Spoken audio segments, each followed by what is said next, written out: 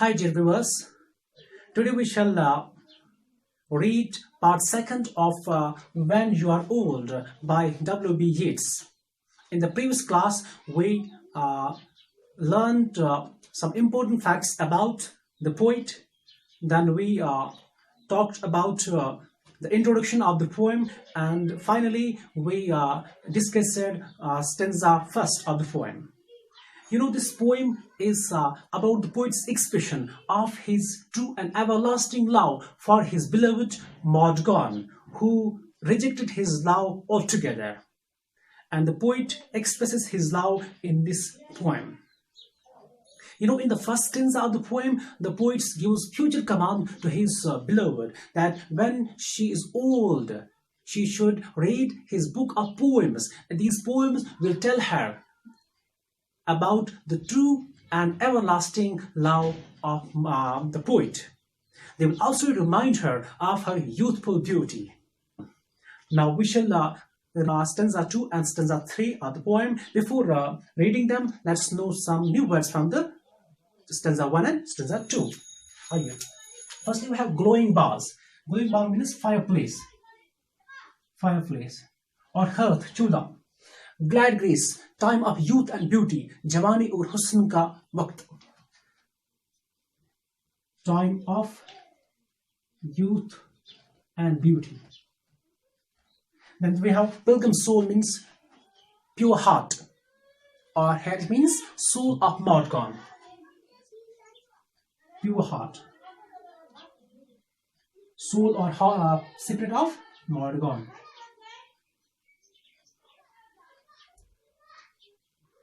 Morgan is poet's beloved. Now let's read stanza 3. Stanza number 2. How many loved your moments of glad grace, and loved your beauty with love, false or true. But one man loved the pilgrim soul in you, and loved the sorrows of your changing face. In this stanza, as you know, he tells her that in her old age, she will realize the true nature of her various lovers. जब वो बूढ़ी हो जाएगी, उसको पता चलेगा, वो realize करेगी, महसूस करेगी हकीकत क्या है.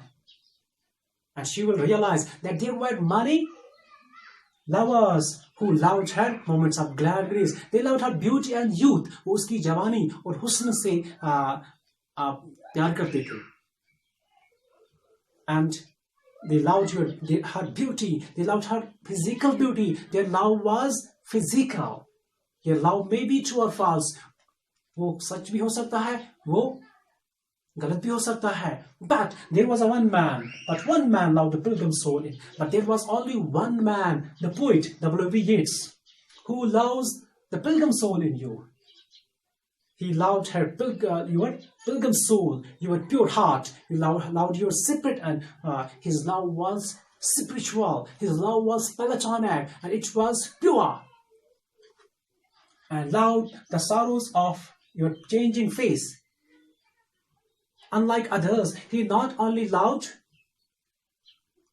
your glad grace, but he also loved your sorrows of your changing face. So here, in this stanza, the poet compares and contrasts true love with false love, true lovers with false lovers, and he claims that his love for Morgan is true and everlasting. Others' love may be, there is doubt, it may be true or untrue. Now let's come to the stanza number 2. And bending down beside the glowing bars, Mama, a little sadly, how love fled, and paced upon the mountains overhead, and hid his face amid a crowd of stars. So in this line, the poet once again visualizes, he imagines a future time when his beloved will grow old. वो एक future time, मुस्तकबिल के बारे में बात कर रहा है. जब उसकी beloved Morgan बूढ़ी हो जाएगी, she will spend most of her time near the fireplace, near the hearth. वो अक्सर वक्त अपना चूल्हे के सामने, आग के सामने गुजारेगी. And he says, Mama, a little sadly, how love fled. When you turn old, you will realize at that very time, you will understand it. आपको पता चलेगा, आप महसूस करेंगे कि हकीकत क्या है. That you will murmur, you will say how love has disappeared. How the different lovers who loved her physique and her physical beauty, they have fled, they have deserted her, they have left her all alone. उन्होंने उसको छोड़ दिया, अलग थलग अकेला छोड़ दिया है. And based upon the mountains overhead, and how this love has fled, it has disappeared and went over. It fled over as it got wings and flew over the mountains and hid his face amid a cloud of stars. And this love, the love of these false lovers, it fled and it disappeared among the stars. But there, you will realize in your old age that there was one man. He was the poet. His love was true and everlasting. His love was consistent. His love was sincere, irrespective of her looks and age. उस वक्त आप realise करोगे कि that जो poet था, शायर था, उसकी जो फीलिंग थी वो बिल्कुल ट्रू थी, वो एवरलास्टिंग थी. And others fight false love, their love was only physical and his love was pure. And at that time you will feel sorry for the poet. You will regret your destiny of rejecting my love. उस वक्त आप अफसोस होगा, आप पछताओगे, but it will be too late. Because past would have been lost. There would be you won't be able to mend the matters at that time.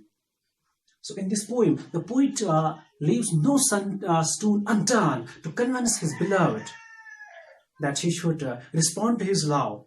So he tries to convince her. He tries to motivate her that she should respond to his love. So this was all about these two stanzas. Now we shall see what are the literary devices used in these two stanzas. Okay, let's see. Firstly, we shall see imagery. Moments of glad grace.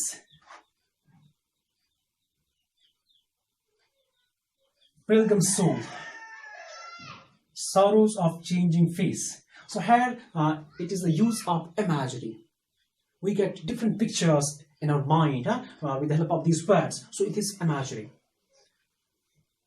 Then again, we have here imagery, glowing bars.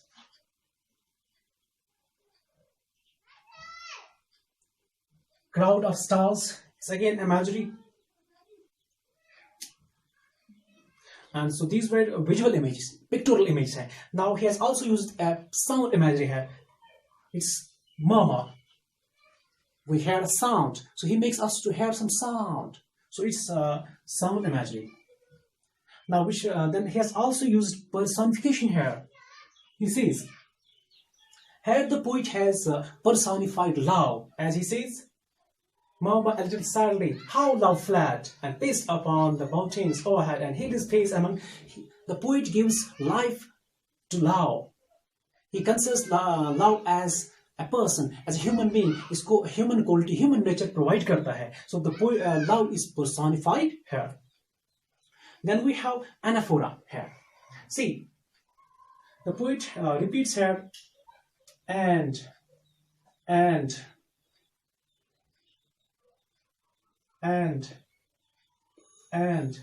So in these consecutive lines, the poet has deliberately repeated this word and. So it's the use of anaphora. Now let's see now the rhyme scheme of the poem. We have glad grace, so it's s sound. So again, let's name it as A. इसका नाम रखते हैं हम A. Now true, ooh sound. It's ooh sound. So let's name it as B. ये इसके साथ rhyme नहीं करता है. Now you, now it rhymes with, it's again, it's B sound. Ooh sound, ये B के साथ मिलता है. Now grace, face. So let's name it as A. It has S sound. So the poem has rhyme scheme of A, B, B, A. So its rhyme schemes A, B, B, A.